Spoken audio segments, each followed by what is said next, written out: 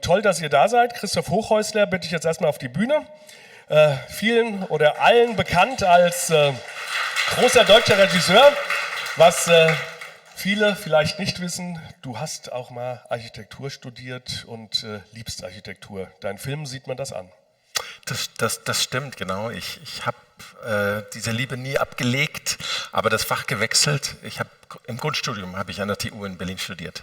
Darum habe ich mich auch gefreut, dass ich gefragt wurde, das hier zu moderieren. Dann mache ich einfach hier weiter. Viel Spaß. Dankeschön. Genau. Ja, ich freue mich, dass Sie da sind. Kino ist ja eben immer nicht nur eine soziale Verabredung, es ist nicht nur Film, sondern es ist eben auch Raum. Und deshalb fand ich toll, dass wir hier auf dem Kongress die Möglichkeit haben, über den konkreten Kinoraum zu sprechen. Und wir haben ganz tolle Gäste, nämlich Hugo Herrera Piano vom Büro Baumschlager Eberle Architekten und Dietmar Feisel vom Büro Delugan Meißel. Interessanterweise beides österreichische Architekturbüros, vielleicht ja nicht zufällig. Jedenfalls zwei Büros, die ganz interessante, ganz aufregende Kinobauten gerade vorhaben oder zum Teil auch schon verwirklicht haben. Und mein Vorschlag wäre, dass wir jetzt erstmal zwei kurze Referate oder Vorträge hören. Dietmar fängt an und erzählt etwas über das Haus für Film und Medien in Stuttgart und über das Ei, glaube ich, in Amsterdam. Und danach kommt Hugo und erzählt etwas über Turun, über das Festivalzentrum für das Kammer-Image Festival, das viele von Ihnen vielleicht kennen, ganz tolles Festival. Ja, und dann sprechen wir darüber, wie diese Entwürfe entstanden sind, warum sie so aussehen, wie sie aussehen, was sich anhand dieser Projekte vielleicht auch über die Zukunft des Kinos als Architektur sagen lässt. Ich bitte Dietmar anzufangen.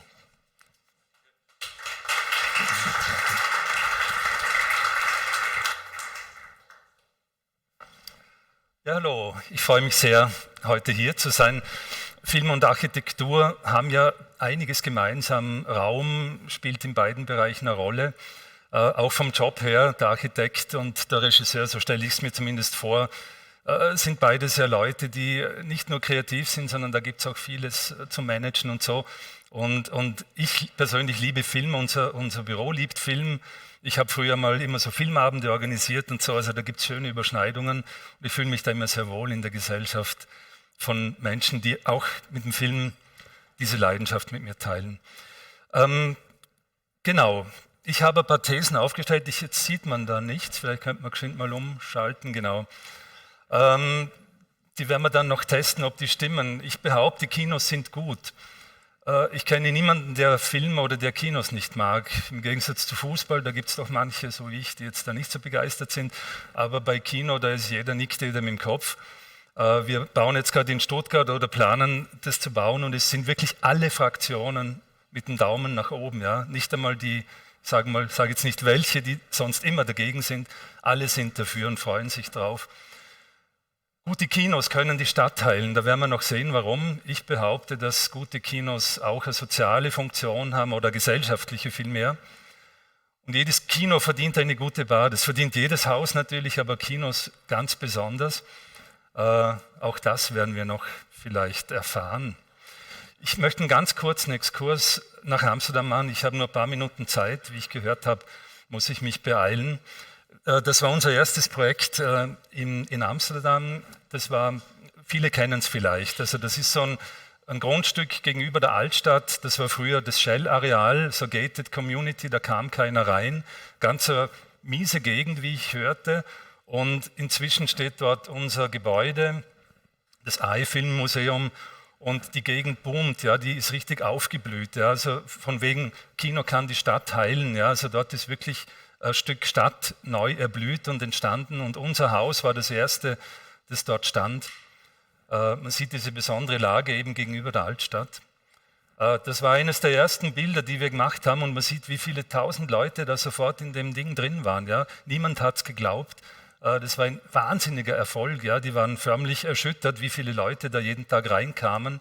Es lag sicher auch an der guten Bar. Das ganze Ding ist gruppiert im Inneren um eine Arena herum. Ja, uns war einfach wichtig, dass man nicht ins Kino hineingetreten wird und hinten dann an der Hintertür wieder rausgeschubst wird, sondern dass es zwischen der realen Welt und der virtuellen Welt des Films einen Raum gibt, der vermittelt zwischen beiden Welten. Das ist die Hauptidee bei dem Gebäude eigentlich, diese Arena, wo man dann nach oder vor dem Film sitzen kann, den Blick in die Landschaft hat und einfach den Film nachwirken lassen kann, auch kommunizieren kann. Da gibt es auch Möglichkeiten, Konzerte zu veranstalten, also wirklich ein multifunktionaler Raum.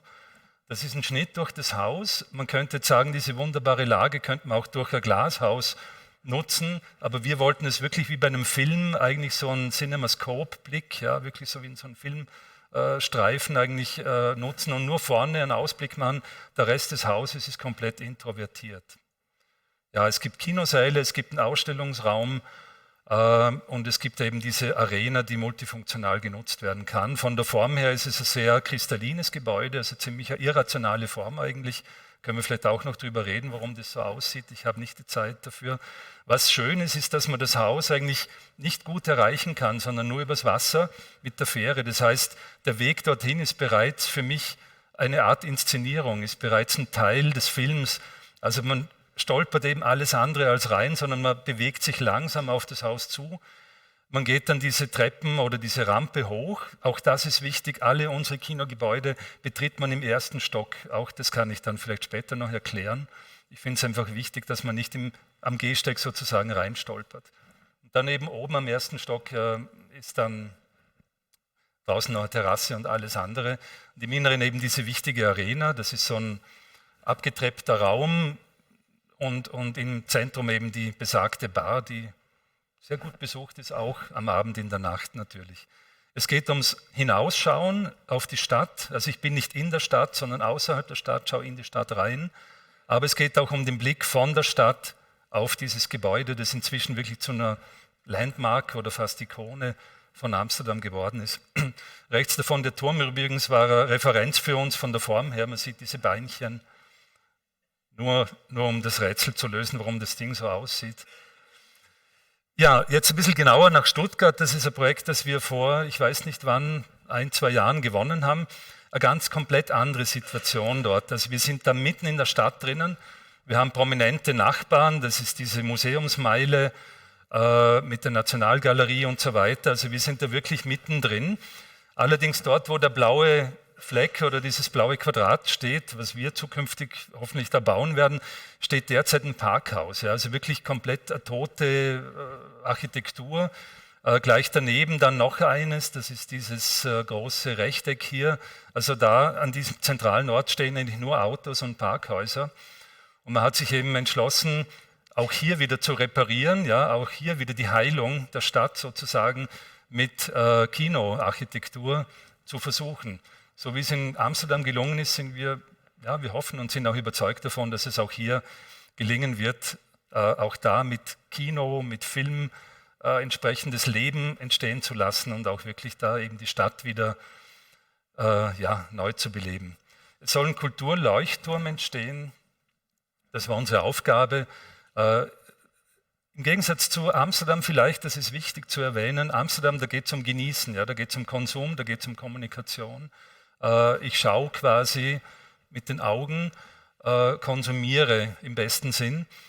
In Stuttgart soll es genau das Gegenteil sein, also auch natürlich, aber hier soll auch gemacht werden. Ja? Da gibt es Angebote zukünftig da gibt es Studios drinnen, da kann man tun, ja, da kann man auch lernen, da gibt es auch Schulklassen, die dort dann ihre Kurse haben werden und so. Das heißt, dort geht es ums Experimentieren, auch viel Diskussion natürlich. Es geht einfach um das Medium Film beziehungsweise das bewegte Bild sozusagen. Hier sieht man das, also ich spreche von einem Stadtbaustein, ja, das ist jetzt nicht so wie in Amsterdam so ein Solitär, so ein spektakulärer Kristall, sondern das ist wirklich ein rechteckiger Baustein mitten in der Stadt. Was vielleicht noch erwähnenswert ist, die Kinos selbst haben wir ganz nach oben aufs Dach gehoben. Das ist dieser geschlossene Block da oben drauf, um unten in den unteren Geschossen möglichst viel Kommunikation zwischen der Stadt und dem Inneren des Gebäudes zu ermöglichen. Das heißt, es soll kein verschlossenes Haus sein, so wie in Amsterdam, das ist so ein bisschen eigenartig, was ist da drin, sondern das soll sich zeigen, ja, das soll sich öffnen und wirklich kommunizieren.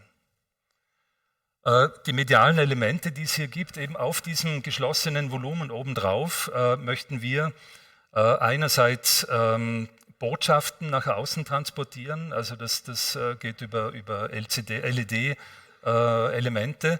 und wir werden dort zukünftig auch Strom erzeugen. Das heißt, das Licht, das wir da erzeugen, das wir da aussenden, wurde tagsüber von der Sonne quasi gespendet und wir schicken es dann in der Nacht in die Stadt hinaus. Es gibt dann noch andere visuelle Elemente im Inneren des Hauses, weil das ist sehr stark vertikal organisiert. Im Gegensatz zu Amsterdam gibt es eine Medienwand. Und wenn ich mich annähere, also es gibt aus der Weite diese Vision Box obendrauf, wenn ich mir annähere, komme ich zu so einer Untersicht, so eine Decke, beleuchtete, und wenn ich drin bin, eben diese mediale Wand. Und dann wollen wir auch noch wir nennen es agile Systeme, das sind also flexible Elemente, die dann auch hinaus in die Stadt sich bewegen sollen. Das heißt, da wird es dann Vitrinen geben oder irgendwelche Elemente, die dann auch außerhalb des Hauses sichtbar sind. Und dann wird es noch einen Digital Twin geben. So in etwa war es beim Wettbewerb geplant, eben obendrauf diese Vision Box mit Botschaften. Das soll kein Screen sein, das ist ganz wichtig, kein Bildschirm, sondern wirklich grob gepixelt, eigentlich nur Botschaften. Ja. Es können Texte sein, das können Grafiken sein, es kann aber einfach auch nur Farbe sein, ja, die dann je nachdem, was dort passiert, irgendwo das Thema des Hauses visualisiert. Wichtig ist eben auch der Platz davor, dass der dann da auch mit arbeitet und das Haus verwandelt sich. Ja. Hier eben dieser Eingang mit der Leuchtdecke oben drüber und auch hier wieder das Entree ist im ersten Stock. Das ist einfach wichtig für die Inszenierung, dass ich oben dann wirklich da auf der Belle Etage, könnte man es nennen, das Haus betrete. Hier bewege ich mich durch das Haus von unten nach oben und nicht horizontal, wie gesagt. Ganz kurz nur durchs Raumprogramm. Ganz unten gibt es eine Bar wieder im Erdgeschoss, die vermittelt zwischen der Stadt oder der Straße und dem Haus. Im ersten Stock daneben das Foyer, wo ich reinkomme. Da gibt es noch so Sitzstufen vor dem Haus, das heißt, diese Treppenanlage ist Teil des Platzes. Oben drüber dann eine große Ausstellungsfläche und 2 Multifunktionsräume, die für unterschiedlichste Veranstaltungen genutzt werden können. Und links unten beginnt dann so ein Pop-up-Auditorium, nennen wir es. Das ist so auch wieder so eine Sitzstufenanlage, wo man dann spontan Vorträge oder andere Dinge machen kann. Außerdem gibt es dann eben so Makerspaces, wo man dann eben selbst arbeiten kann, selbst was tun kann. Screening-Räume, wo man sich auch so einen Raum mieten kann und Film privat auch sehen kann. Das ist jetzt der Blick eben von innen nach außen. Das ist auch wichtig, dass da einfach das Haus transparent ist. Ja. Innen und außen hängen da zusammen. Das könnte so ein Makerspace sein. Oben drüber dann ein Restaurant in der Ecke. So ein Blick durch den Hauptraum. Das ist alles mehrgeschossig miteinander verbunden, räumlich. Und dann geht es rauf, da sind Studios drinnen. Da gibt es also Virtual Reality Studios, dann gibt es Schnittstudios, Tonstudios. Und für digitale Bearbeitung auch eigene Räume. Und dann ganz oben die beiden Kinosäle, ein kleiner und ein großer Saal. Und da links unten ist noch eingeschnitten ein Atrium am Dach, also Freiluftkino ist da möglich. Genau, so in etwa könnte das aussehen. Hier noch ein Schnitt durch das Ganze, einfach um eine Idee zu bekommen, wie komplex diese außen sehr einfach wirkende Kiste ist, innen räumlich doch recht spannend, ja, und ja, wie soll man sagen, anregend, hoffe ich doch. Das ist der Letztstand, wie es jetzt dann aussehen könnte. Obendrauf diese Photovoltaikpaneele, die eben Strom erzeugen. Und bei Nacht würden dann eben zwischen den Photovoltaikpaneelen, die Fugen würden dann mit LED-Licht bestrahlt werden oder eben da kommt dann Licht raus. Und das Haus ist eben transparent. Das ist jetzt von verschiedenen Richtungen her, ich mache schnell. Da gibt es auch eben diesen Platz davor, Leonhardsplatz mit der Kirche. Davor leider eine 6-spurige Straße, aber das soll uns nicht stören. Wir sind mitten in der Stadt. Da wieder diese Sitzstufengeschichte, ja, ein bisschen genauer ausgearbeitet. Das Kino sollte eigentlich schwarz sein, meines Erachtens. Also ich finde immer das unsichtbare Kino eigentlich am besten, wo eigentlich nur die Leinwand leuchtet und der Raum selbst eigentlich verschwindet. Da noch unten die Bar, ganz kurz. Obendrauf dieses Atrium noch eingeschnitten mit den Sitzstufen. Und damit bin ich schon fertig. Nee, das gibt es noch, die Gegenüberstellung, aber ganz kurz. Amsterdam, Stuttgart. Amsterdam, ich nenne es mal einen Palast. Ja, das ist für mich so durchaus etwas, was man darf. Ja, Kino selbstbewusst in einem Palast darzustellen. In Stuttgart ist ein Baustein der Stadt, fügt sich ein in die Stadt, ist ein Teil der Stadt sozusagen. Inszenieren in Amsterdam, flanieren in Stuttgart. Inszenieren der Weg zum Haus, in Stuttgart der Weg im Haus. Amsterdam der gerahmte Blick, Stuttgart innen ist gleich außen. Amsterdam der Blick auf die Stadt, Stuttgart der Blick in die Stadt hinein. Ich bin in Stuttgart in der Stadt und nicht außerhalb. Amsterdam spezifischer Solitär, irrational, komische Form, seltsames Gebäude. In Stuttgart ist einfach ein Regal, ein flexibles, das alles können soll, rational gebaut und steht da. Amsterdam zentral organisiert mit der Arena und horizontal. Stuttgart ist linear organisiert entlang des vertikalen Weges. Amsterdam kommuniziert nur über die Form, ist aber sonst eigentlich geschlossen. Stuttgart kommuniziert medial und durch diese Glaskiste, die es halt darstellt. Amsterdam verhüllt den Inhalt, Stuttgart zeigt ihn her. In Amsterdam konsumiere ich und in Stuttgart tue ich was. Und noch einmal die These zum Schluss, darüber kann man dann noch reden. Dietmar Feistl.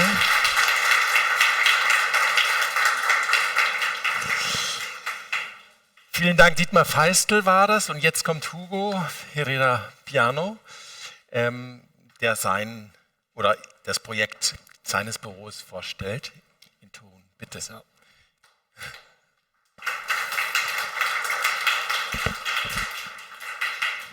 So, erstes, danke für die Einladung. Ich freue mich, dass ich einfach hier bin. Und eine kurze Überraschung, der Direktor von dem Festival, oder von Camerimage, oder von diesem Projekt ist auch da. Ich habe zufällig ihn so vor 5 Minuten getroffen. So, ja, ich freue mich, dass Herr Subal auch dabei ist. Was auch interessant für mich war, als ich gerade die schönen Projekte von Dietmar gesehen habe, ist, dass schlussendlich die kommen immer die gleichen Themen, oder wenn wir einfach oder diese Art oder von Superkinos machen. Es wird, oder wie Sie sehen, einfach oder die Rampen oder solche abgetreppte Räume spielen eine große Rolle.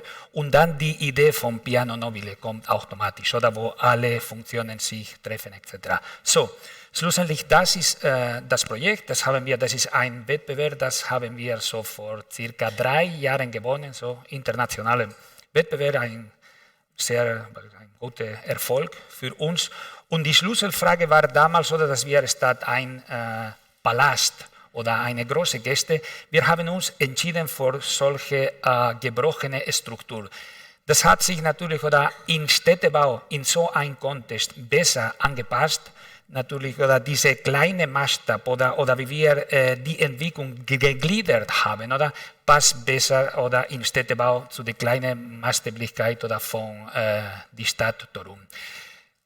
Es ist nochmal, oder das habe ich noch nicht gesagt, oder das ist für das Camerimage Festival. Das findet einmal im Jahr in Toruń. Toruń ist eine Stadt, circa so 2 Stunden von Warschau. Und der Festival ist richtig prominent geworden, das kann ich bestätigen, ich war dort, ich habe auch sogar sehr prominente Schauspieler etc. dort kennengelernt. Und ja, es kommt der Moment, wo sie sich richtig oder in der Welt mit ein expressives Projekt sie präsentieren wollen. Und wie gesagt, das ist diese gebrochene oder kleinteilige Struktur. Stadt Palast haben wir uns für das entschieden und das hat auch für die Stadt geklappt. Wenn wir Städtebau hat immer auch mit der Politik zu tun, oder? Und man kann sagen, dass so ein Projekt wirkt nach meiner Meinung demokratischer, als nur wenn das eine große Geste wäre. So, die sind diese Art von Steine im Park. Und es gibt unterschiedliche Nutzungen. Es gibt ein Studio, es gibt eine Akademie, es gibt das große Auditorium, es gibt Kinosaale etc. Aber wie gesagt, in diesem grünen Kontext, oder wir freuen uns auf diese gebrochene Struktur, wo die Bäume auch durchgehen etc. Die sind die Kristalls oder in einem Lageplan ist das dort sichtbar oder nochmal einfach oder wie die Elemente getrennt sind.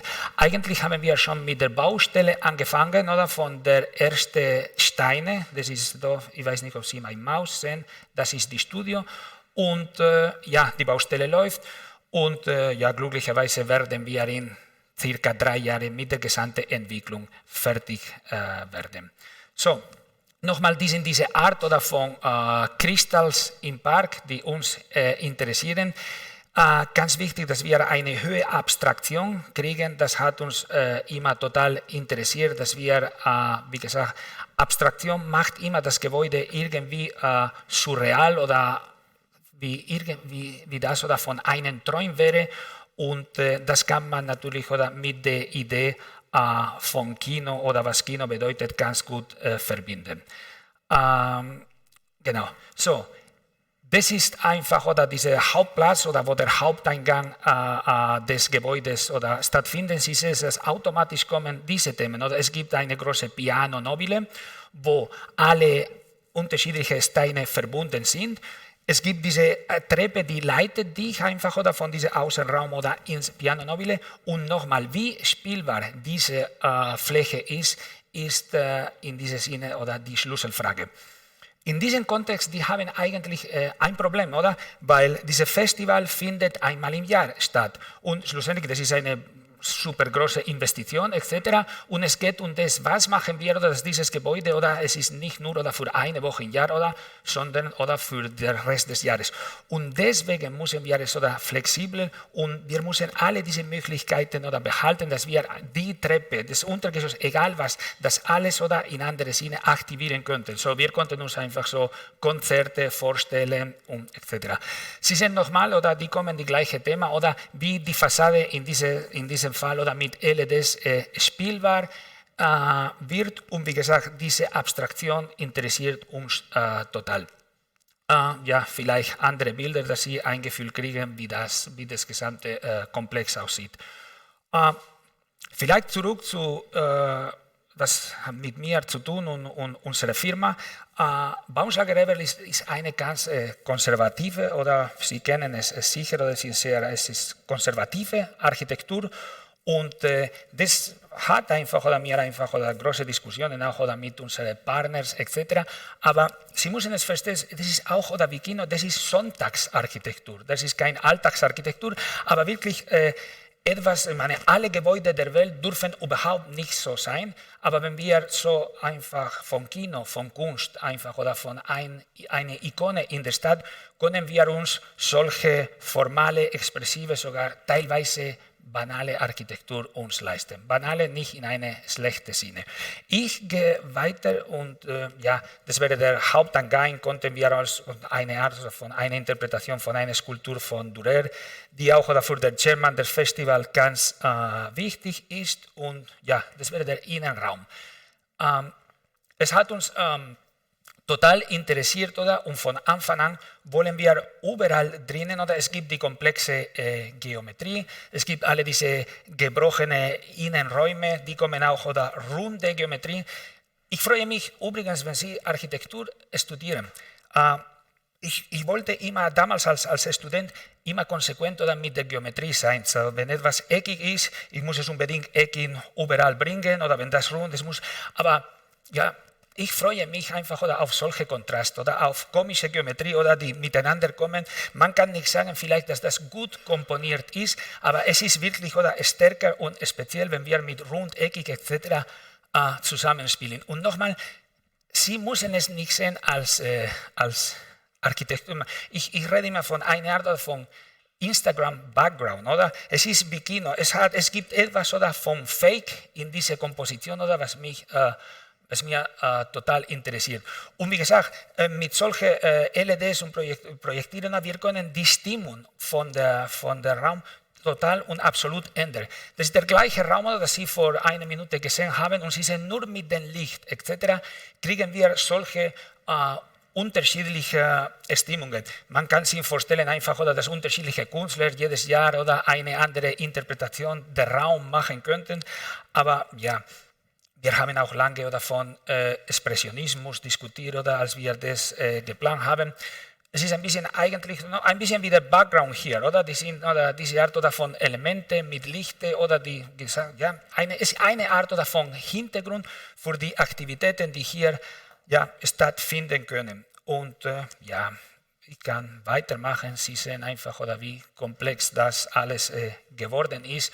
Und diese Idee von Abstraktion und von Träumen und was eigentlich oder was die Filme eigentlich sind, oder muss eine gewisse Präsenz im Projekt haben. Ich gehe weiter. Ich wollte euch vielleicht das letzte, ich lasse das oder beim Hauptauditorium.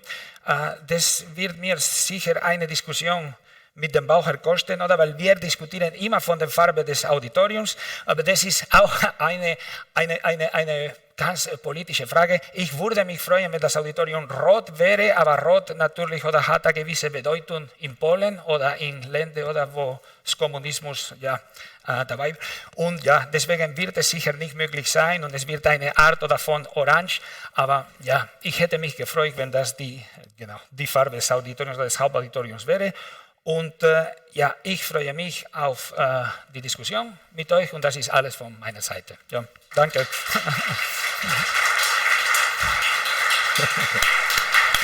Wo du willst. Genau, ihr dürft euch zu mir setzen. So. Genau. Vielen Dank für die Einblicke.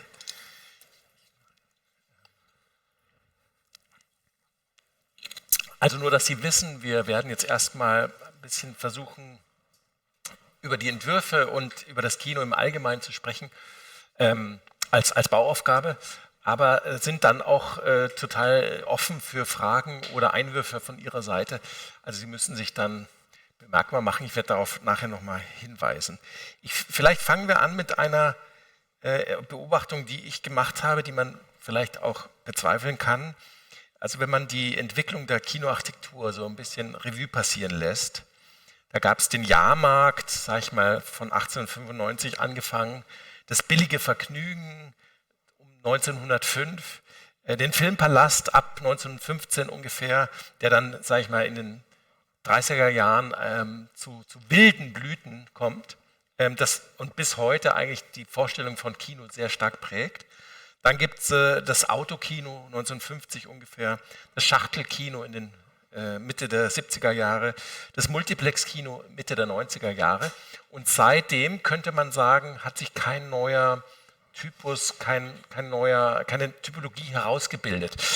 Deshalb wollte ich fragen, wie ihr das seht, wo ihr da ansetzt mit euren Kinobauten, die ja nicht nur Kinos sind, und inwieweit ihr denkt, dass ihr da auf der Suche nach einer neuen Typologie seid. Wer auch immer sich berufen fühlt, kann anfangen. Also ich glaube, du hast vielleicht noch eines vergessen, ich finde es eine sehr schöne Aufzählung, dass inzwischen ja das Heimkino oder das Kino zu Hause sich etabliert hat. Ja, und das ist eigentlich eine sehr starke Entwicklung, die wir einfach auch erkennen müssen, ja, dass eigentlich viele Leute einfach zu Hause jetzt Kino sehen oder Filme sehen. Und unser Ansatz war eben der, ich habe es in dem kurzen Vortrag erwähnt, also wenn wir im Büro über Kino sprechen, dann vermissen wir oft eben diesen Raum, der die Kommunikation über Film eigentlich ermöglicht. Ja. Entweder über Film zu sprechen oder den Film sacken zu lassen oder sich auch vor dem Film irgendwie einzustimmen. Es ist einfach mehr als nur einzuschalten und wieder auszuschalten zu Hause oder unterwegs. Kino soll für mich ein Erlebnis sein, also eine wirkliche Inszenierung jetzt im besten Sinn, wo man rausgeht, wo man bewusst eben ins Kino geht. Ja, und das soll Spaß machen, das soll eben mehr sein als nur Film schauen. Natürlich, das setzt sich voraus, dass man beste Qualität, besten Ton hat, aber es soll eben erweitert werden durch dieses zusätzliche Erlebnis, dass das eben möglich wäre um den Film herum.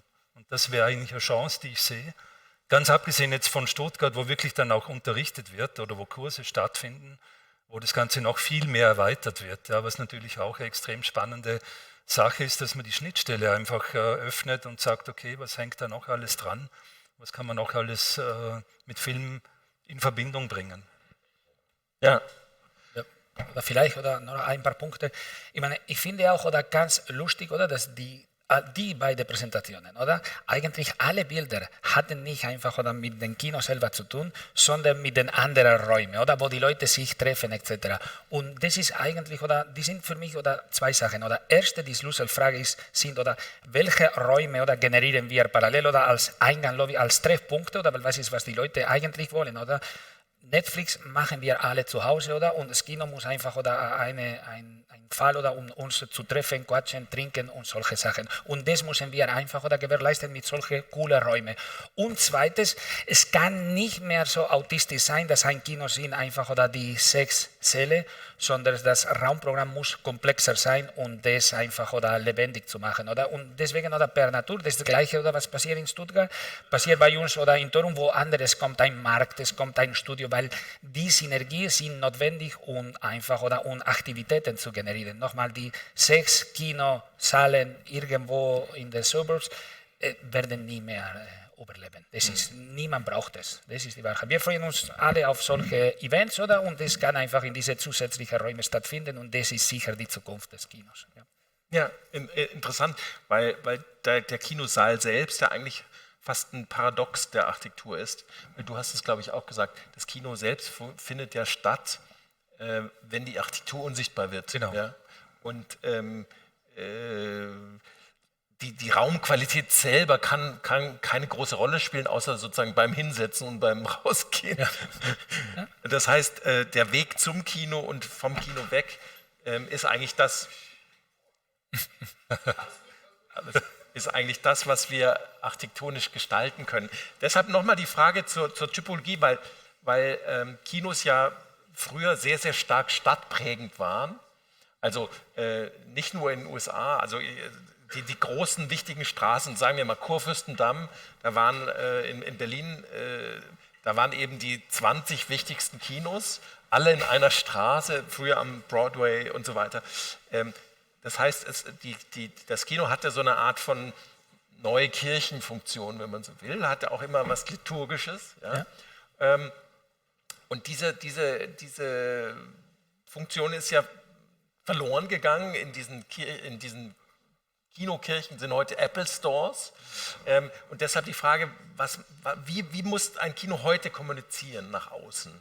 Also, weil ich habe das Gefühl, das verändert sich gerade. Ihr habt davon schon gesprochen, aber vielleicht können wir da weitermachen. Ja, weil dieser Inhalt oder das Kino oder den Film sehen, oder, das ist nicht mehr die Priorität. Und deswegen kommen alle diese zusätzlichen Sachen, wie zum Beispiel, oder wie das Gebäude sich in der Stadt präsentiert, ist absolut ganz anders. Oder wir brauchen wirklich oder solche Ikonen oder die brutale Attraktivität, die damals nicht notwendig war, weil die Leute wollten eigentlich nur den Film anschauen, oder? Und wie gesagt, das ist einfach oder vorbei. Und es geht einfach um das Attraktivste Mögliche für die Leute zu machen, dass die kommen. Es ist wirklich. Also du würdest sagen, weil das Kino nicht mehr so wichtig ist, muss es wieder zum Spektakel in der Architektur. Richtig, ja. Aber nochmal, oder welche Events stattfinden, etc. Wir gucken alle Netflix zu Hause in Ruhe und wir gehen ins Kino ganz ab und zu und nur wenn der Grund einfach oder etwas Besonderes ist, oder? Wenn du ein Event oder und du mit deinen Freunden, wie gesagt, trinken und Party etc., das ist eigentlich oder von Kunst oder mit anderen Leuten oder diskutieren könntest, das musst du fordern. Es geht nicht mehr oder um die Säle selber, sondern einfach oder um wie bringst du Leute zusammen einfach oder die Interesse am Film haben. Mhm. Ich glaube, es ist wichtig, dass das Kino ein besonderer Ort ist. Es muss auch an einer ganz besonderen Stelle sein. Es funktioniert nicht, einfach eine Kiste irgendwo in die Suburbs zu stellen. Da wird niemand hinfahren, sondern es muss einfach wirklich der Ort selbst, das Kino selbst, das Gebäude, aber auch das Umfeld, muss was bieten, um dort eben mehr zu erzeugen, als nur einen Film zu sehen. Und das funktioniert eben in Amsterdam sehr gut. Ich würde gerne mal wissen, wie viele Leute eben wegen der Bar dort hinkommen und wie viele wegen den Filmen oder wegen der Ausstellung. Aber es macht ja nichts. Nicht? Also alles, was uns zusammenbringt, mit Film in Berührung bringt, egal in welcher Form, finde ich ja gut, oder? Also einfach ist es wichtig, dass die Leute Film spüren, wahrnehmen, sehen, es gibt noch Kinos, die sind nicht gestorben und dafür kämpfe ich, ja, das ist ganz zentral.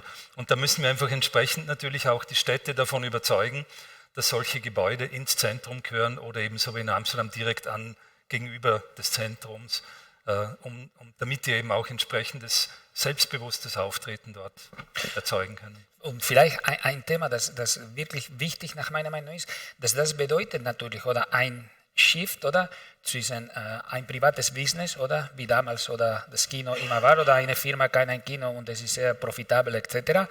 Und, aber natürlich, oder, die Art oder von Gebäude, die wir gerade beschreiben, oder, hat mit der Öffentlichkeit zu tun, oder, und dann als Business, oder, läuft es anders, oder, und Sie sind zum Beispiel, oder, was wir in Toronto, das ist etwas, oder, Öffentliches, oder, eigentlich, oder, das ist, und natürlich, oder, so, Privatkapital, oder, in Kino, solche Säle investieren, oder, wird als Business natürlich, oder, fragwürdig, oder, deswegen in diesem Sinne, da brauchen wir, und, ich meine, solche Gebäude oder die Zukunft oder von Kinos oder in der Stadt ist sehr abhängig oder von öffentliches Geld. Ja, dazu vielleicht noch ganz kurz, weil es interessant ist, glaube ich, weil du das Geld angesprochen hast. In Amsterdam, dieser Verein, Filmmuseum Amsterdam, hat das Gebäude gemietet. Das hatte eine Bank hingestellt, die ING Bank. Und nach 10 Jahren haben die so viel Geld eingenommen, dass die das Haus jetzt selbst kaufen konnten. Das muss man sich vorstellen. Mit nicht kommerziellen Filmen, mit einem ganz anspruchsvollen Programm haben die so viel Geld verdient, dass die das Haus kaufen konnten. Ich war komplett begeistert. Aber trotzdem hat Hugo natürlich einen Punkt. Es ist vielleicht doch kein Zufall. Es ist erstmal Zufall gewesen, warum eure beiden Projekte hier sind. Nicht Zufall, weil wir sie natürlich gut finden, aber Zufall, weil sich das jetzt so ergeben hat, dass ihr beide konntet und so weiter. Aber die stehen natürlich in gewisser Weise für eine Musealisierung des Kinos. Also etwas, was ja viel diskutiert wird, ob das vielleicht der Weg ist, sozusagen. Stuttgart nicht. Ja. Da muss ich dir widersprechen. Okay, ja, gerne. Stuttgart ist genau das Gegenteil. Darum habe ich beide zeigen wollen. Amsterdam steht wirklich für den Filmpalast. Ja? Also da steht einfach das Filmschauen, vielleicht vorher was Gutes essen oder trinken, Aussicht genießen, Punkt. Ja? Stuttgart, da geht es ums Tun. Ja? Stuttgart hat... Also man muss auch dazu sagen, der Verein Haus für Film und Medien besteht aus 20 Vereinen, die sich da gesammelt haben, die aus unterschiedlichsten Richtungen kommen. Und da sind einfach Leute dabei, die sagen, die ganze Rezeption des bewegten Bildes hat sich verändert, ja, ist eigentlich Teil der Gesellschaft geworden. Das geht viel, viel tiefer hinein in die Gesellschaft, als dass es nur Konsum wäre. Und die versuchen dort wirklich dann ein Programm zu machen, wo eben der gesamte Kosmos des bewegten Bildes eigentlich nicht nur abgebildet wird, sondern wo auch diskutiert wird, wo vermittelt wird und wo auch selbst gemacht wird. Ja. Und das finde ich schon ein Ansatz, das muss man beides nicht getrennt voneinander sehen, aber es sind zwei Phänomene, die beide interessant sind, aber ich würde in Stuttgart nicht davon sprechen, dass es eben so ein museales Konzept wäre. Aber vielleicht, was Sie gemeinsam haben, eure beiden Projekte, ist ja auch den Wunsch, weil das ist ja ein altes Problem des Kinos. Ich sage mal, es gibt die Box. Das, was passiert, ist eben eigentlich unsichtbar und ich kann auch keine Fenster machen, weil ich will ja im Kino nicht rausschauen, ich schaue ja auf die Leinwand. Aber trotzdem gibt es die Notwendigkeit, bis zu einem gewissen Grade zu kommunizieren, was da innen passiert. Und bei euch ist es jetzt zum Beispiel dieses LED-Band und es gibt das Foyer, das sozusagen diese einladende Geste macht.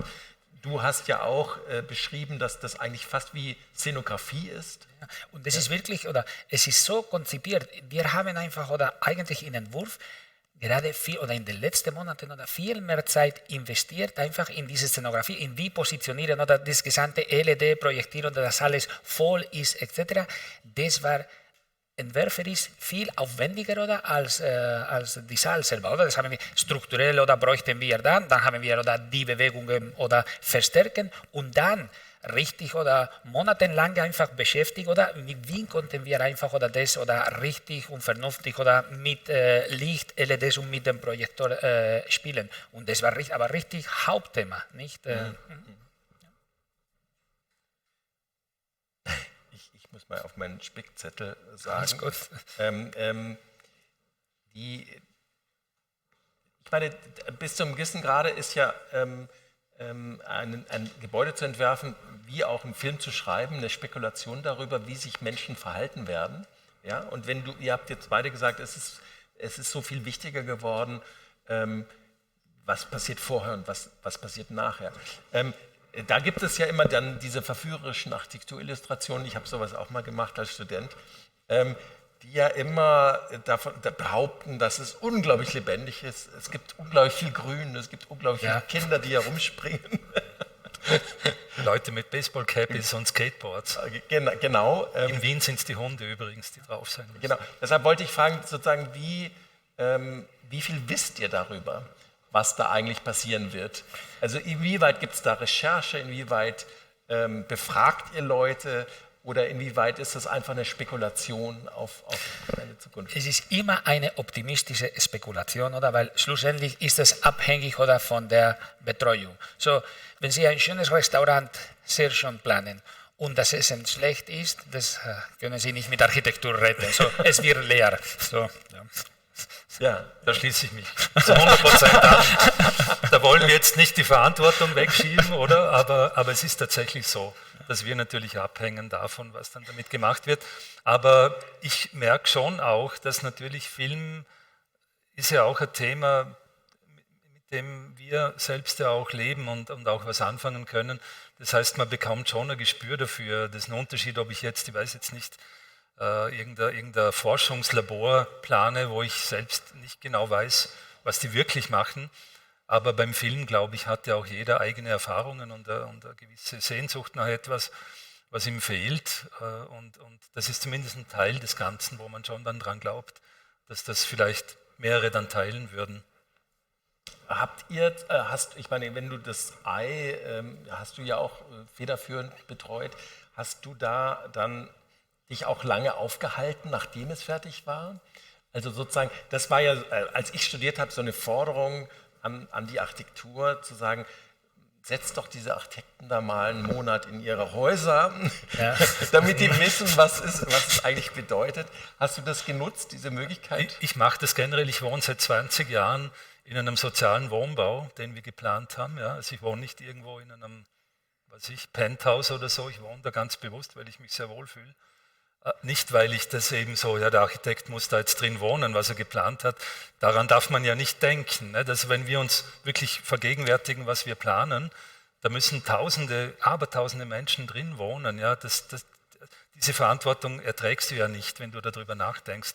Aber es war jetzt im konkreten Fall so in Amsterdam, dass ich ein freundschaftliches Verhältnis zum damaligen Direktor aufgebaut habe.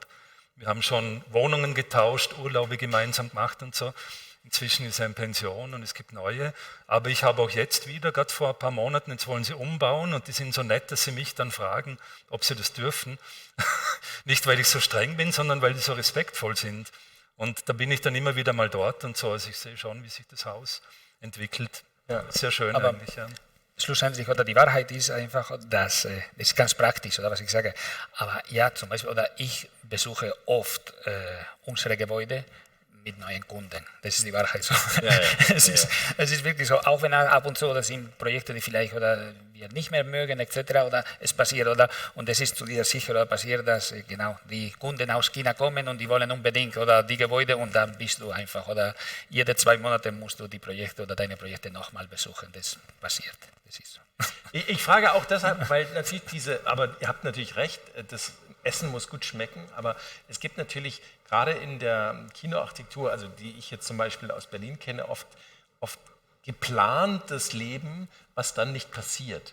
Also leere Popcorn-Bars oder ja, also wo die Spekulation, dass also das Kino sozusagen nur die zweite Geige spielt, also das Kino als Film, nicht aufgeht. Deshalb wollte ich fragen, wie ihr da in Kommunikation seid mit euren Auftraggebern. Also was fragt ihr danach? Wie genau sind solche Lastenhefte vielleicht? Das ist super genau, ja, das kann man sich gar nicht vorstellen. In Stuttgart, ich habe das noch nie erlebt, ja, das ist so intensiv, dass ich wirklich sagen kann, die Leute gegenüber, die kennen jeden Winkel in dem Haus und das ist auch gut. Das ist für mich sehr entlastend. Da sind auch gegenüber auch Architekten dabei, die fragen ganz strenge Fragen, wo ich dann oft selber, ja, das stimmt, das habe ich jetzt übersehen oder so. Aber das ist gut, ja, das ist ein Prozess. Wir sind keine Bildhauer, wir wollen nicht etwas hinstellen und sagen, gefällt euch das? Okay, schade nicht, ja, dann nehme ich es wieder mit. Sondern das ist ja ein Prozess und je mehr gefragt wird, je mehr Input wir bekommen und je mehr Austausch stattfindet, was eben in Stuttgart unglaublich intensiv ist, ja, weil das sind einfach Leute, die kennen sich aus und die wissen, was sie wollen. Und darum glaube ich dran, dass das aufgehen wird. Ja, bin überzeugt. Du hast vorhin gesprochen, Hugo, davon, dass die Stadt Toruń, die ja eher kleinteilig ist, ich kenne die auch sehr schön, finde ich, auch eine tolle gotische Architektur in der Stadt, dass ihr deshalb auch städtebaulich, sage ich mal, sensibel das in kleinere Teile teilen wolltet. Und gleichzeitig sind das ja aber doch, sage ich mal, architektursprachlich Solitäre oder eigentlich ja Kristalle, wie du gesagt hast, die ja auch, also da sehe ich einen gewissen Widerspruch, weißt du, was Absolut. ich meine? Ja. Aber das ist die wichtigste Frage ever, weil wir beschäftigen uns immer einfach mit Schönheit. Und wir versuchen, oder in Architektur, oder wie definieren wir oder die Schönheit der Architektur. Und wir sind sicher, und das ist sehr persönlich, und ich glaube, dass das ganz interessant oder für Studenten oder Leute, die Architektur haben. Für mich ist wirklich die Schönheit in der Architektur irgendwo zwischen Harmonie und Identität. Und das ist die Schlüsselfrage. Oder wo bleibe ich natürlich? Man braucht eine gewisse Harmonie. Oder wie reagiere ich oder mit dem Kontext etc. Oder dass das, wie gesagt, dass das passt. Aber das ist nicht genug. Man braucht oder die Identität. Aber nur die Identität ist auch einfach oder viel zu viel. Oder in diesem Sinne oder in Toruń einfach oder wie gesagt, oder die großen Gäste etc. würde nicht passen. So nochmal, nach meiner Meinung ist Schönheit irgendwo zwischen Harmonie und Identität. Und wie bringen wir diese zwei Themen zusammen? Das halte ich oder für extrem wichtig in Architektur.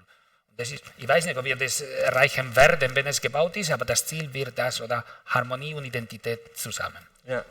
Du hast ja vorhin Dietmar, so eine Gegenüberstellung gemacht, was das Ei macht und was das Haus in Stuttgart macht. Das Haus in Stuttgart ist, kann man sagen, pädagogischer. Ja. Also das will einen interessieren für das Innenleben. Muss das Kino sich heute mehr erklären? Also weil, wann ist das Ei gebaut? Ist es vor 15 Jahren gewesen oder sowas? Ja, oder? in etwa, ja. Hat sich da noch was verändert in dem Prozess oder würdest du sagen, es sind einfach verschiedene Bauaufgaben? Es sind verschiedene Bauaufgaben. Ich glaube, das sind ganz andere Zielsetzungen, die dort am Werke waren. Ich habe es darum eben interessant gefunden, um eben zu zeigen, das Spektrum, das für mich möglich ist. Beide funktionieren, für mich zumindest, bereits im Kopf beim einen. Das andere funktioniert tatsächlich. Aber es sind unterschiedliche Konzepte und wenn du von einer Entwicklung sprichst, dann würde ich jetzt nicht sagen, dass heute jedes Projekt in der Art so sein sollte wie das Stuttgarter Projekt. Also ich finde, man könnte durchaus Amsterdam auch woanders wieder bauen, in einer anderen Art natürlich, weil es hängt vom Ort ab. Aber der Ansatz quasi dieses, wie soll man sagen, das Genießen oder sagen wir mal, ein großartiges Ambiente zu schaffen für das Ereignis Film. Du hast das, glaube ich, museal genannt. Ja, das finde ich ein bisschen abwertend. Ich finde es nicht. Ja.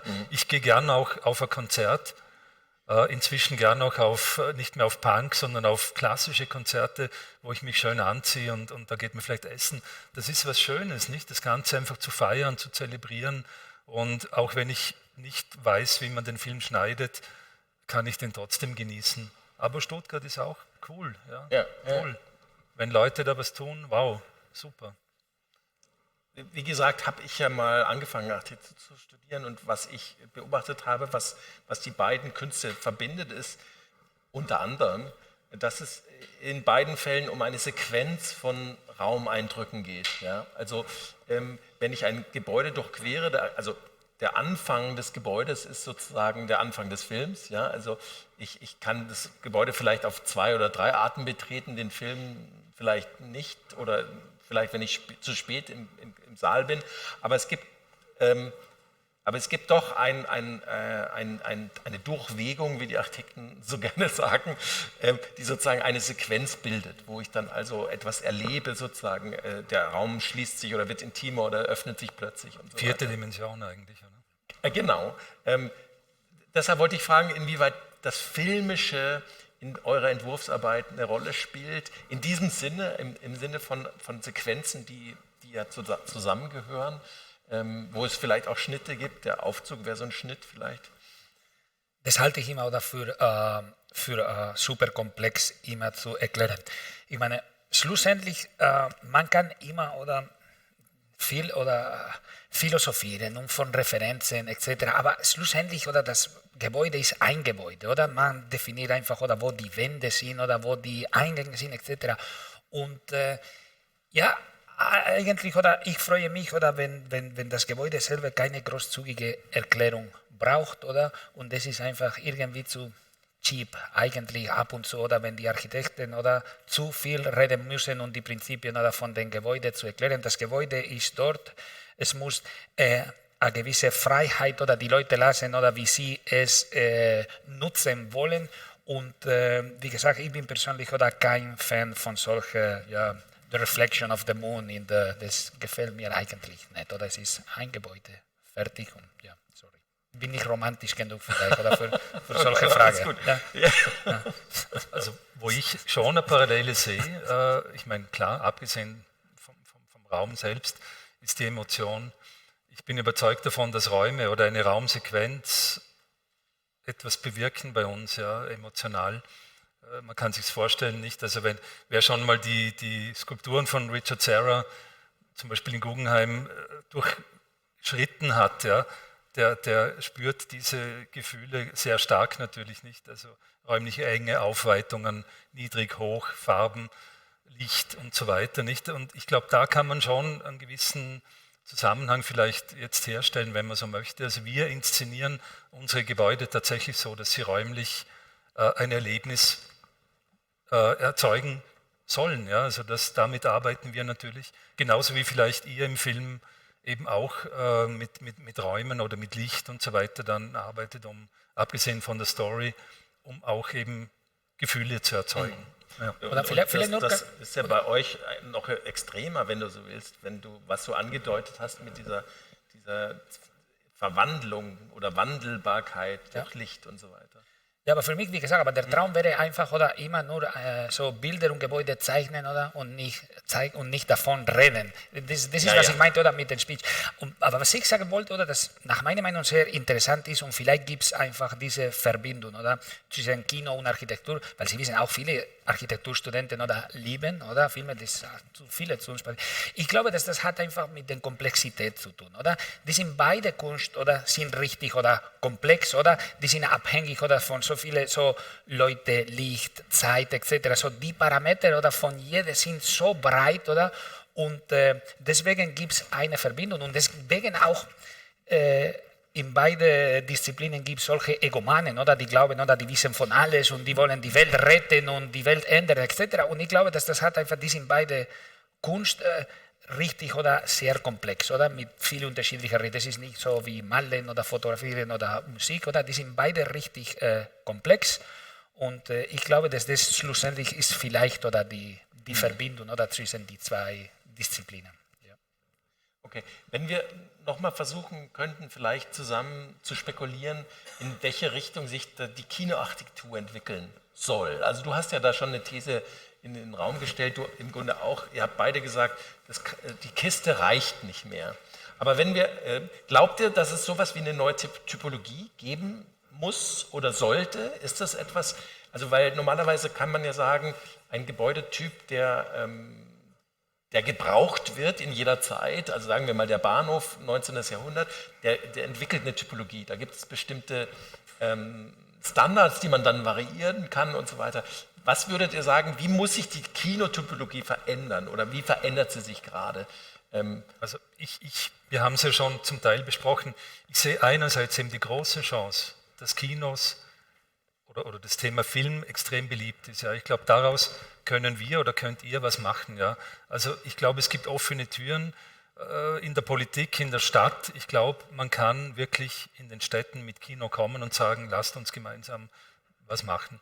Was es dann wird, darüber haben wir heute schon öfters gesprochen, ob es jetzt eben dieser, ich sage mal, Konsumieren oder eben das Produzieren, das Tun ist. Das, finde ich, ist jetzt weder die Zukunft noch die Vergangenheit. Das sind beides plausible Möglichkeiten. Es gibt sicher noch viele andere Kombinationen oder andere Wege, die man da einschreiten kann. Ich glaube nicht, dass es da eine richtige Richtung gibt. Und auch wenn du vorhin gesagt hast, die Form, die spielt für mich auch nicht so eine wichtige Rolle. Es müssen gute Häuser sein, ja? Es muss gute Architektur, gute Gebäude sein und es muss einfach um diesen Nukleus des Screening-Raums muss einfach was geboten werden, was mehr ist als nur Popcorn-Geruch. Ja. Ja, nochmal, ich wiederhole mich auch, oder? Aber ich glaube, es hat oder mit der räumlichen Qualität oder welche räumliche Qualität oder generieren wir oder für diese die Spaces oder die nicht mehr oder mit der Kiste zu tun haben oder die angenehm etc. Weil schlussendlich, warum sitzen wir uns zusammen hier in diesem Raum, oder? Weil ich glaube, dass ihr findet es schön, oder? Wie wir, das ist wirklich, oder die Räumlichkeit ist eigentlich oder angenehm, oder? Und deswegen sind wir hier zusammen. Natürlich, es hat mit dem Event zu tun. So, schlussendlich, wie gesagt, oder räumliche Qualität, oder? Für diese Spaces in between, wo zufällige Begegnungen, Events etc. stattfinden könnten. Das sehe ich einfach, ganz einfach, oder als, ja, in Zukunft. Vielleicht könnt ihr, wenn ihr wollt, ein bisschen über euren Entwurfsprozess erzählen. Also, weil das macht sich ja vielleicht der Laie nicht so klar. Das ist ja, da gibt es ja ganz viele Stadien, das kann zum Teil sehr lange dauern. Das ist eine Kommunikation mit dem Auftraggeber natürlich. Es hat zu tun mit Budgets, mit dem Ort, an dem man bauen kann und so weiter. Aber vielleicht könnt ihr da ein bisschen aus dem Nähkästchen erzählen, bei diese beiden Projekte, auch vielleicht welche Nebenwege man gegangen ist, bevor man zu diesem Punkt gekommen ist, an dem man dann jetzt, den man jetzt zu bauen hofft, der sich berufen fühlt. Soll ich anfangen? Ja, gerne. Genau. Es gibt, ich meine, ein Projekt musste so sein, oder? Dass erst muss man einfach die Anforderungen verstehen, oder? Was braucht der Kunde, wo sind wir, etc. Und wenn das absolut ganz klar ist, oder, konnten wir die Prioritäten setzen und damit, oder, machen wir gemeinsam ein Projekt. Aber es hat nie im Leben geklappt. Es ist immer einfach, oder, ein absolutes, oder von hinten, von vorne, etc. oder nochmal probieren. Und ich meine, nochmal, ich kriege oft, oder, diese Frage, und ich kann es noch nicht antworten, weil jedes Mal passiert es etwas anderes natürlich, oder es gibt tausende so Modelle und nochmal zurück und Diskussion mit dem Bauherrn. So. Schlussendlich, ich weiß, das ist vielleicht oder unprofessionell zu sagen, aber nach vielen Jahren oder ich kann nicht einfach oder unseren Prozess beschreiben. Ich weiß es nicht, wie wir es machen, ehrlich, wirklich. Ja. Ja. Und bei diesem konkreten Projekt, darüber könntest du reden. Bei diesem konkreten Projekt einfach... Sie müssen verstehen, und das ist auch nochmal auch ganz wichtig für Architekten, solche große Projekte sind immer sehr demokratisch im Sinne von, wie viele Leute eine Meinung haben. Es gibt die Stadt involviert, es gibt der Bauherr, es gibt der Architekt, es gibt so viele Egos in so einem Prozess, oder, dass als Architekt ab und zu musst du einfach irgendwie die Richtung steuern. Es ist wirklich komplexer als, wie gesagt, vor 50 Jahren konnte ich mir vorstellen, der Architekt oder als Zeichnen, Gäste und das ist das. Und es hat wirklich viel mehr zu tun, oder wie bringst du einfach oder alle diese Leute, die eine Meinung dazu haben, zusammen in eine Richtung. Das ist wirklich die Schlüsselfrage. Es ist nicht mehr einfach oder es ist so. Zu viele Leute haben eine Meinung dazu, auch richtig oder dürfen den Prozess auch oder in eine oder in die andere Richtung schieben. Und als Architekt dann musst du es irgendwie mit Leidenschaft steuern und das ist der Kunst, wirklich. Nicht nur einfach oder wie gesagt zeichnen und kreativ sein, sondern viele Leute und besonders viele Egos, viele unterschiedliche Egos einfach in die gleiche Richtung führen. Ja. Also ich kann genau das bestätigen bei Stuttgart. Ja. Also Stuttgart ist ein klassisches Projekt, das genauso abläuft, ja, wo man einen Wettbewerb gewinnt. Da gibt es ein sehr genaues Raumprogramm, da ist alles sehr genau vorgegeben. Und dann gibt es einfach den Prozess, ja, wo man einfach, das ist unser Job, den liebe ich deshalb auch, ja, weil sie eben nicht einfach einen Klecks machen und das ist es jetzt. Komplett konträr war Amsterdam, das war auch das einzige Projekt, das so abgelaufen ist. Wir wurden eingeladen zu einem Wettbewerb und da stand über allem drauf, es ist nicht erlaubt, Pläne zu zeichnen. Also wir dürfen nicht mit unseren Mitteln arbeiten, die wir normalerweise haben, Pläne zeichnen, Modell bauen und so, sondern uns interessiert nur euer Zugang zum Thema Film. Und wir haben dann was geschrieben, ja, wir können nicht gut schreiben, wir haben es halt versucht und haben dann trotzdem ein Modell gebaut und haben ein Foto gemacht und haben das abgeschickt, aber ganz was Abstraktes und haben gewonnen. Ja. Und dann erst wurde über das Haus gesprochen. Verrückt. Es gab kein Raumprogramm, es gab gar nichts. Es gab nur diesen speziellen Ort und nicht einmal der existierte. Ich konnte das nicht ausführen, das war Wasser. Das Grundstück war noch nicht mal vorhanden. Die haben zuerst mal den Sand aufgeschüttet und dann hatten wir eben, daraus entwickelt sich dann auch diese Freundschaft mit dem Direktor, der ist selbst nicht nur Filmemacher, sondern auch Designer, also ein bisschen so wie du, so hat von beiden Welten eine Ahnung und mit dem haben wir gemeinsam dann eben diese zentrale Idee der Arena entwickelt, weil eben Roman und ich, wir waren beide der Meinung, damals waren diese Megaplexe oder wie die heißen halt wo man halt rein stolpert und hinten raus stolpert und da haben wir gesagt, das kann es nicht sein, das muss mehr sein und dann ist es so ganz langsam, das hat sich über Jahre dann entwickelt, das war ein sehr schöner Prozess. Aber halt üblicherweise ist es so, wie du es beschreibst. Ja. Übrigens, wenn du Architekt und Director bist, du musst wirklich ein großer Egoman sein. Wenn du ich bin kein Architekt, ich habe es nur angefangen. Ich habe nur das Grundstudium gemacht. Okay. Aber natürlich kenne ich diese Art von viele Leute dazu zu verführen, in eine Richtung zu gehen, im Film. Also ich meine, das ist natürlich ein ähnliches Problem grundsätzlich. Aber was ich so raushöre, ist, dass eigentlich zum Kino eben die Architektur ja natürlich einen Teil beitragen kann, aber der Gastgeber mindestens so wichtig ist. Ja? Also als derjenige, der weiß, was er veranstalten will und wer da kommen soll und wie er diese Leute interessieren kann. Wir können die Welt nicht alleine retten. Naja, du hast das ja groß aufgeschrieben, Kinos heilen. Ja, Kinos, aber nicht Architekten. Genau. Ja, das ist wirklich so. Man muss nicht einfach Architekten überschätzen oder in solche Prozesse. Ja, aber unterschätzen wollen wir sie auch nicht. Also ich glaube, dass die Aufenthaltsqualität in vielen Kinos, also jetzt, ich komme aus Berlin, es gibt viele Kinos, es gibt ganz wenige Kinos, in die ich wegen des Raumes gerne gehe. Ja. Also ich gehe nach Programm, klar, aber es gibt eigentlich, es gibt das International. Sind das eher alte oder neue Kinos, eher die du alte, magst? Ja. Bei mir ist auch so. Also genau. In Wien gibt es auch zwei alte Kinos, die ich liebe. Und das ist doch bedenklich, ja. Also dass so wenige Kinos eigentlich diese Aufenthaltsqualität haben. Oder das Umfeld, wo man sagt, ja, da gehe ich gerne hin, weil danach kann ich auch noch ins Café oder was auch immer gehen. Ja. Aber das ist ein Problem allgemein, nicht nur mit Kinos, einfach in Architektur ist es wirklich so, wenn wir ehrlich sind, oder, dass wir alle, wie gesagt, oder alte Gebäude mögen, statt was wir die letzten 30 Jahre gebaut haben. Das kann mit Büro, ich meine, das würde ich nicht nur für Kinos, aber für alle Typologien irgendwie akzeptieren. Der Raum ist auch super da, oder? Ja, es ist wirklich cool. Ich finde es wirklich. Wir aber so nicht bauen, oder, heutzutage. Und das ist kein Neubau, keine Neubau. Das ist wirklich so. Also was ich ja glaube, was mich sehr beschäftigt bei Architektur, die älter ist, sage ich mal, als meine Lebenszeit, sage ich mir jetzt ganz grob gesagt, ist, dass sie Dinge enthält, die ich nicht verstehe.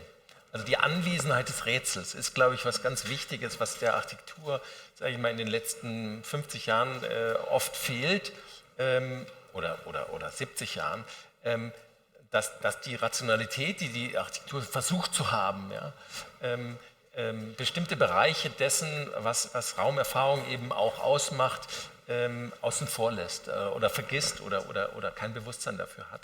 Und zu dieser Raumerfahrung, finde ich, gehören eben auch Dinge, die man nicht versteht oder die keinen Zweck haben. Ja, also und da ist das Ei interessant, weil das ist ja auch voller, wie du gesagt hast, Irrationalismen. Absolut, und euer Projekt auch. Ja? Das hat ja auch was von Märchen. Ich musste an das kalte Herz denken. Ja. Der Kristall im Wald oder sowas. Ja? Also das ist ja dann sehr stark erzählerisch eigentlich. Ja. Das finde ich eine ganz interessante... Gerade in Holland war das natürlich, wie soll ich sagen, ein Experiment. Ja? Holland ist für mich ja rein auch von der Architektur her, aber auch generell das ultra rationale Land. Ja. Also dort ist wirklich alles wie mit einer Gleichung erklärbar. Und dann kommen wir daher mit diesem seltsamen Ding. Ich könnte es schon erklären, wenn ich wollte, aber auf den ersten Blick erschließt sich das nicht. Ja. Und das hat auch tatsächlich, wir wurden nicht einmal eingeladen von der Architekturszene einen Vortrag zu halten oder wir wurden nicht einmal in den Medien oder so erwähnt. Das ist wirklich ein totaler Alien, der dort in Amsterdam drinsteht, mitten im Zentrum. Und ich glaube, für viele ist es absolut inakzeptabel, etwas zu bauen, das sich nicht erklärt. Ich wiederum finde es genauso, wie du sagst. Es braucht Seltsamkeit, es braucht seltsame Dinge, es braucht etwas, wo der Kopf hängen bleibt, wo man sagt, hey, irgendwas stimmt da vielleicht nicht oder so. Oder es erschließt sich nicht komplett auf den ersten Blick. Was ich vorhin auch dachte, habe ich mir aufgeschrieben, wenn das Kino selbst, also der Kinosaal, eigentlich so eine paradoxe Bauaufgabe ist, weil sie über- und unterdeterminiert ist. Ja, ich sitze und bin nicht im Raum, sondern bin in diesem projizierten Raum. Ob dann nicht andere, zum Beispiel taktile Dinge, wichtiger sein könnten. Im Saal, meinen Sie, oder? Ja, also ich meine jetzt, weil das wäre ja ein Sinn, der nicht beansprucht wird. Gab es solche Experimente nicht bereits? So sinnliches Kino? Ja, aber so meine ich es nicht. Ich meine jetzt nicht, dass man irgendwelche Karten schnuppert oder so. Aber jetzt. Aber braucht es, also ich finde das unnötig. Das ist doch schön, wenn das im Kopf passiert, oder? Die Gerüche und die Gefühle und alles. Aber zum Beispiel fände ich interessant, wenn die Oberflächen der Kinostühle nicht so langweilig wären. Ja, aber das ist sowieso immer dunkel, oder? Das ist einfach... Oder, eben, aber ich kann es spüren. Okay. Na, aber ich wollte vielleicht noch, wegen das, weil wir haben nur einfach oder, von diesen anderen Räumen und vielleicht, oder es wäre fair zu sagen, dass in unser Projekt, oder, vielleicht, es gibt die normale Saal, aber es gibt den Hauptsaal, oder? Und das ist, es ist richtig groß, oder? Das ist, ich erinnere mich nicht gerade es ist über 1000 Leute. Und man kann es nicht vergessen, oder vielleicht oder so banal einfach, oder wie gesagt, oder das ist eine Erfahrung, oder? Wenn man sich oder noch oder mit 1000 Leuten zusammen oder in einem Raum, oder?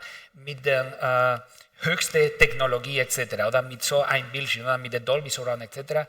Ja, vielleicht oder haben wir nicht davon geredet, aber man muss nicht unterschätzen, oder wie cool ist, oder wenn man gemeinsam mit anderen Leuten sowas erlebt. Besonders wenn da was lustig ist und alle zusammen lachen etc. Es ist noch oder super menschlich, oder wenn wir solche Erfahrungen miteinander teilen können. Vielleicht ist, wie gesagt, wir haben nicht davon geredet und ich glaube, dass vielleicht ist banal, aber nur wegen die Größe, oder in diesem Fall, oder weil das richtig groß ist, oder halte ich oder für eine besondere Erfahrung, die noch einen Wert hat. Und wie gesagt, oder wenn alle zusammen lachen, ist etwas Besonderes, oder für Menschen. Es ist sehr menschlich. Absolut. Cool. Ja. Also ich war neulich in der Deutschen Oper, auch ein Haus, das ich sehr toll finde, aber das Hauptereignis für mich war eigentlich, bevor es losging, einfach wie sich nach und nach die Menschen zusammensammeln, eben auch ein sehr großer Saal. Also dieser Aspekt ist eben auch, also dass das Zusammenkommen selbst zum Ereignis wird, dass man das auch sehen kann. Also diese Number One Activity, People Watching People, also dass das etwas ist, worum sich die Architektur auch bemühen kann, dass diese Aktivität, wir beobachten nun mal gerne andere Leute, dass man die ausüben kann, sozusagen in dem Raum, dass sich das sozusagen vor uns vollzieht. Genau. Ja, interessant. Vielen Dank für Ihr Interesse. Wie gesagt, diese Broschüre kann ich jedem empfehlen. Da sind wirklich interessante Beispiele zu sehen und man kann eben nochmal nachgucken, wie genau das aussehen soll in Toruń und Stuttgart und bald hoffentlich dann auch kann man da real hingehen und schon am Bauern. Zum Cameron-Marsch lohnt es sich sowieso. Vielen Dank für euer Kommen und für Ihr Interesse und bis bald. Danke.